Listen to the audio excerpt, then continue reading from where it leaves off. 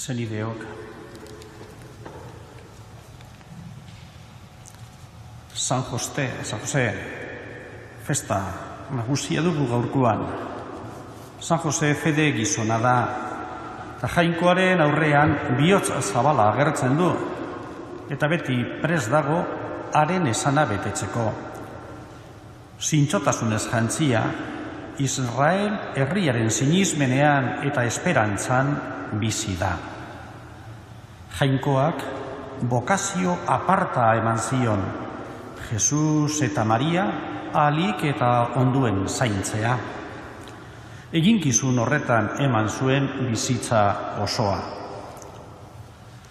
Orain 150 urte, San Jose, Elizaren zaindari izendatu zutela gogoratu digu Frantzisko aita santuak, Patris Corde, aita bihotzez idazkiaren bidez.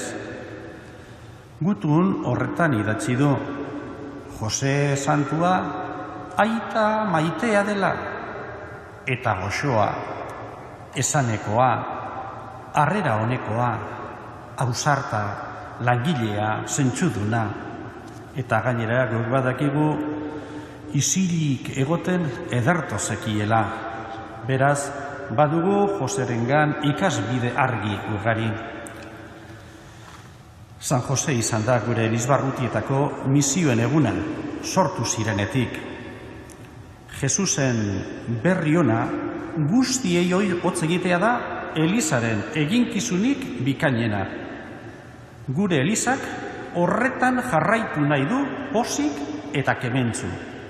Horregatik, gogoan izan ditzagun gure Elizbarrutietako misiolariak, paiz, laiko edo erlijiosoak izan. Egia da, gaur misiolari gutxiago ditugula, baina gure Elizak eskuzabal jokatu nahi du misio lurraldetako elizetara misiolariak bidaliz, eta otoitzez eta diruz lagunduz. Misioarekin zerikusia duen guztia maitatzen eta bultzatzen jarraitu nahi dugu.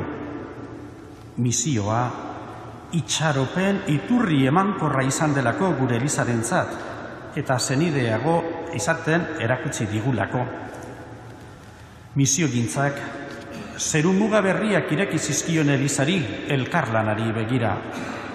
Ekinbide misiolarien artean oso baliotsuak dira oinarrizko Eliz komunitate txikiak.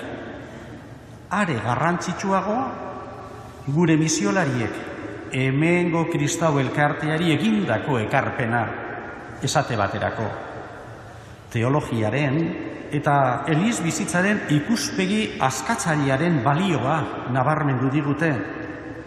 Benetan, pobre eta azken direnen giza duintasuna azpimarratu digute, sendo gainera. Jasaten dituzten arazo eta bidegabekerian azalpen sinisgarri egin digute. Afrika eta Ameriketako erakunden prekarietatea edo euren ekonomia aula, baina batez ere, herri xearen gizatasunaren eta itxaropenaren handitasuna erakutsi digute. Misiolariei esker, guzti hori egia dela sinez dezakegu. Izan gaitezen beraz San Jose bezala, ausartak eta askeak, apalak eta leialak. Eta historiak jarri eta jarriko dizkigun erronka berriei aurre egingo diegu. Eguneroko apaltasunean betezun Josek bere zaindari egitekoa. Jainkoak ez digu eskatzen beti eginkizunik nabarmenik. Josek gauza ipagarriak egin gabe leial izaten asmatu zuen.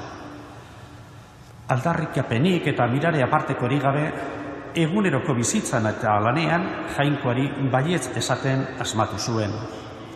Gizonki portatu zen Jose, eta etorkizuna guztiz argi ez ikusi arren, jaunaren aingeruak esandakoa bete zuen, Jainkoaz fio zelako.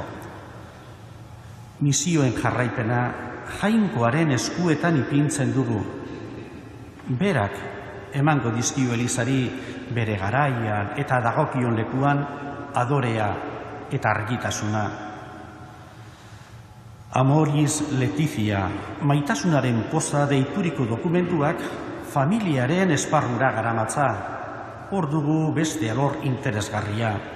Zenbat poz eta zenbat atsekabe familien bizitzan. Posaldiak aregotzea eskatzen zaigu eta minak eta zauriak sendatzeko eginkizuna eskatu digu Frantzisko Aita Santuak.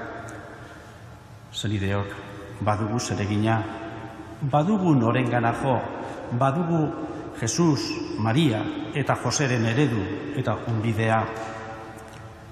Eliz familia misiolaria, hemen Benjamin apaizen artean, eta izen gogoangarriak gogoan ditugula, sendo jarrai ezazue lanean, misiolarien zenitartekuok izan bihotz. Zailtasunen artean, jainkoaren argia eta eskulaguna ezaizue faltako. Jose Santua, telebistako meza honetan parte dugun guztiok, zaindu gaitzazu, evangelioaren bidean zuzen eta jator.